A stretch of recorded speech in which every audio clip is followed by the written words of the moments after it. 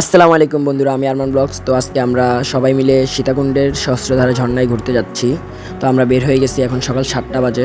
আমরা ফেনী থেকে 9 কিলোমিটার দূরে আছি, যেখান থেকে আমাদের ফেনী পৌঁছাতে 20 মিনিটের মতো সময় লাগবে।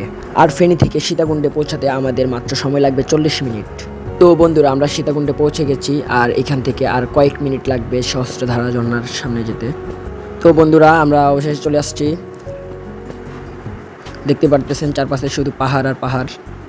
তো এখন আমরা টিকিট কেটে সিঁড়ি দিয়ে উপরে উঠবো। তো চলেন উঠা যাক। তো আমরা অবশেষে উঠে পড়লাম। তো এখানে দেখতেই পারতেছেন একটা নদী ছোটোখাটো। তো ওই নদী পার হতে হবে আমাদেরকে। তো আমাদেরকে বোট এসে নিয়ে যাবে ওইখানে। কিছুক্ষণ দাঁড়ানোর পর আমাদের বোট চলে আসছে। তো আমরা এখন উঠতেছি। তো আমরা বোটে উঠে পড়ছি এবং বোট ছেড়ে দিছে। তো এখান থেকে সহস্রধারা ঝর্ণার কাছে যেতে আপনার 5 মিনিটও লাগবে না, হয়তো 3 থেকে 4 মিনিট লাগবে।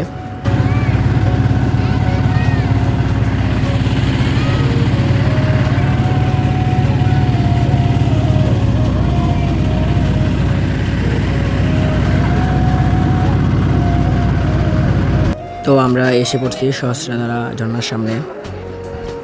তো বন্ধুরা, এটাই হচ্ছে সীতাকুণ্ডর সহস্রধারা ঝর্ণা। তো আপনাদেরকে দেখাই আমরা কেমন এনজয় করছি।